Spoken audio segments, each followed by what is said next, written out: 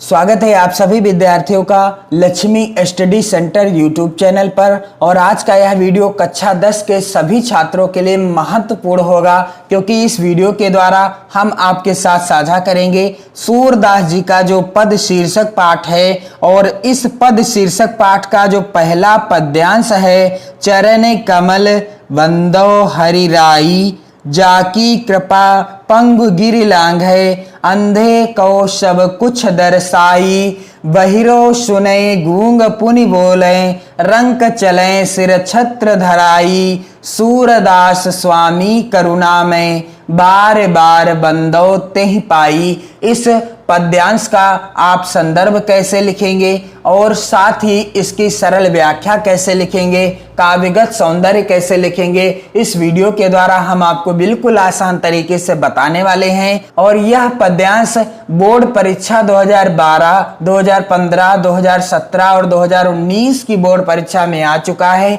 इसलिए most important है 2022 board परीक्षा के लिए। और यहाँ से जो अंक आते हैं आपकी परीक्षा में, अर्थात यहाँ से जो प्रश्न पूछा जाता है, निम्नलिखित पद्यांशों में से किसी एक की संदर्भ सहित हिंदी में व्याख्या कीजिए और उसका काव्यगत सौंदर्य भी स्पष्ट कीजिए। दो पद्यांश दिए होंगे, आपको किसी एक का संदर्भ लिखना है, उसकी व्याख्या लिखनी है और काव्यगत सौंदर्य भी लिखना है। तो चलिए पहले इस जो है पद्यांश का आप संदर्भ कैसे लिखेंगे, यहाँ पर आप देख सकते हैं संदर्भ लिखने का बिल्कुल आसान तरीका।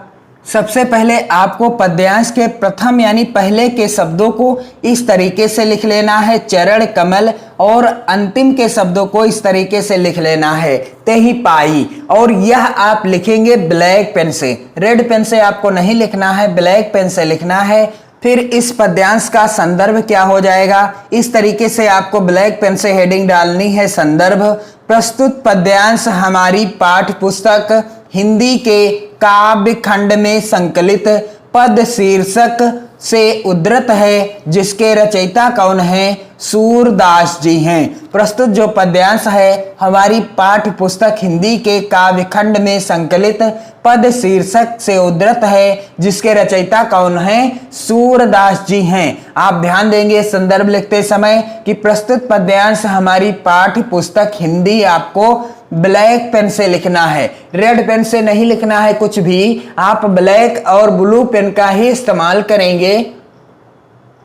और काव्य खंड भी आपको किस पेन से लिखना है, ब्लैक पेन से ही लिखना है। साथ ही पद शीर्षक यानी पाठ अथवा शीर्षक का नाम भी आपको ब्लैक पेन से ही लिखना है। और जिसके रचयिता कौन है, सूरदास जी हैं। सूरदास जी का जीवन परिचय आप देखना चाहते हैं तो आप कमेंट कीजिए, मैं आपको सबसे आसान शब्दों में इनका जीवन परिचय उपलब्ध करा दूंगा।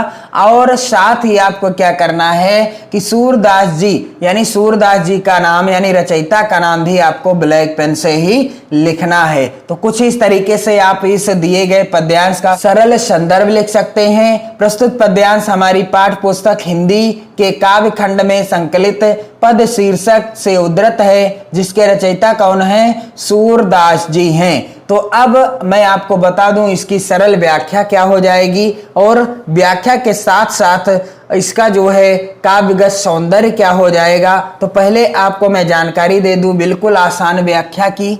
चरण कमल बंदो हरिराई, सूरदास जी श्री कृष्ण के कमल रूपी चरणों की वंदना करते हुए कहते हैं, सूरदास जी भगवान श्री कृष्ण के कमल रूपी चरणों की वंदना यानी उनकी प्रार्थना करते हुए कहते हैं, क्या कहते हैं, जाकी कृपा पंगु गिरि लांघै, अंधे को सब कुछ दर्शाई। इन चरणों का इतना प्रभाव है, अर्थात इन चरणों में वो शक्ति है जिसके कारण लंगड़ा भी पर्वत को लांघ सकता है। जाकी कृपा, जिनकी कृपा से पंगु गिरि लांघे, लंगड़ा भी पंगु यानी लंगड़ा व्यक्ति गिर यानी पर्वत को लांघ जाता है।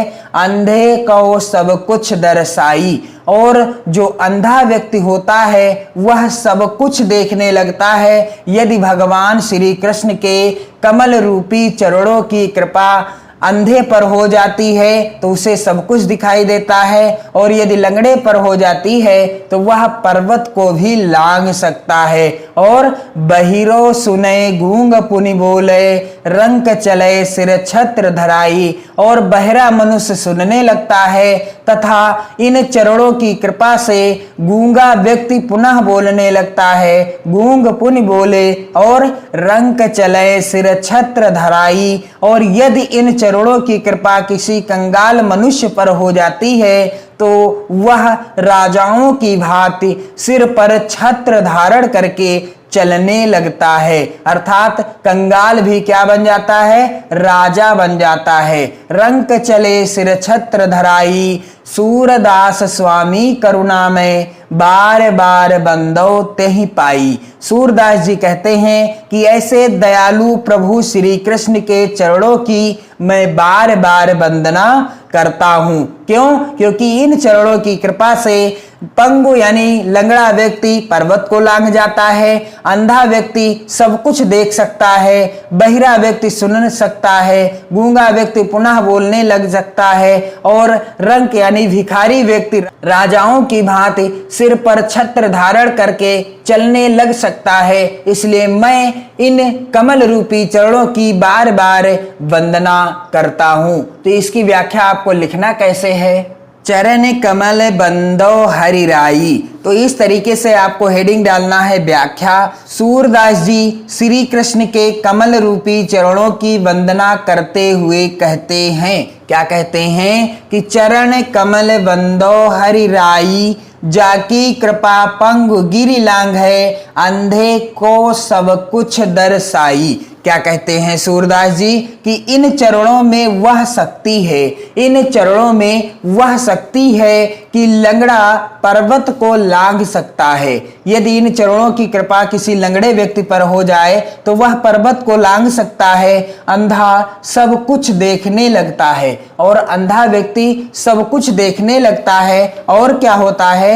बहिरो सुने गूंग पुनि बोले, रंक चले सिर छत्र धराई। बहिरो सुने गूंग पुनि बोले, और बहिरा जो व्यक्ति होता है वह क्या हो जाता है? सुनने लगता है। बहिरा व्यक्ति सुनने लगता है, और इनकी कृपा से गूंगा मनुष्य बोलने लगता है। बहिरो सुने गूंग पुनि बोले, रंक चले सिर छत्र धराई। तो बहिरा जो मनुष्य होता है, बहरा मनुष्य, वह सुनने लगता है, और इनकी कृपा से गूंगा मनुष्य बोलने लगता है। तथा कंगाल आदमी यानी भिखारी सिर पर छत्र धारण करके चलने लगता है। अर्थात कंगाल भी क्या बन जाता है? राजा बन जाता है।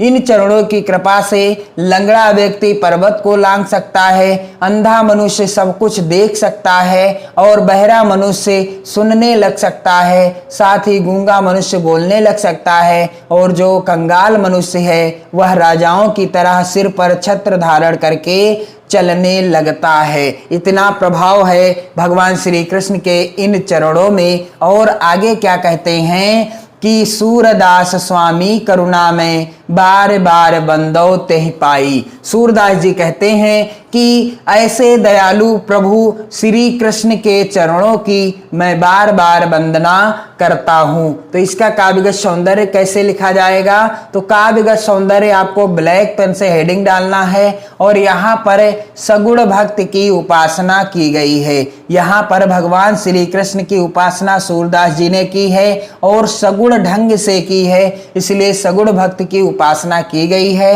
अगला बिंदु है भाषा। तो इस पद्यांश की भाषा क्या है? ब्रज भाषा है। अर्थात यह जो पद्यांश दिया गया है यहाँ पर आप देख सकते हैं, इसकी भाषा क्या है, किस भाषा में लिखा हुआ है? ब्रज भाषा में लिखा हुआ है। अगला बिंदु है शैली। तो यहाँ पर आत्मपरक गेय शैली है। कौन सी शैली है? आत्मपरक गेय शैली है। और अगला बिंदु क्या है? रस।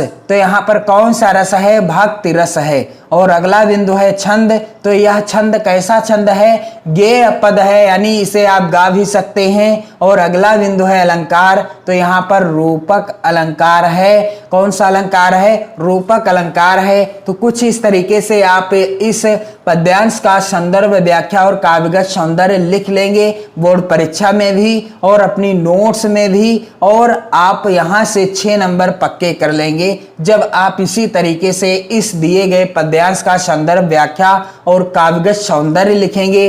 और यह आपकी बोर्ड परीक्षा 2022 के लिए भी महत्वपूर्ण है। अपनी पढ़ाई को बेहतर ढंग से करते रहें और अपनी नोट्स भी बनाते रहें। आपको इसी तरह की महत्वपूर्ण वीडियो इस चैनल पर मिलती रहेगी और साथ ही आपको इस वीडियो को ज्यादा से ज्यादा मित्रों में शेयर करते रहना है। चैनल को सब्सक्राइब नहीं किया है तो चैनल को सब्सक्राइब जरूर कर लें और साथ ही बेल आइकन को जरूर दबाएं ताकि आने वाली प्रत्येक वीडियो का नोटिफिकेशन भी आप तक पहुंचता रहे। पढ़ाई करते रहें, मस्त रहें। जय हिंद।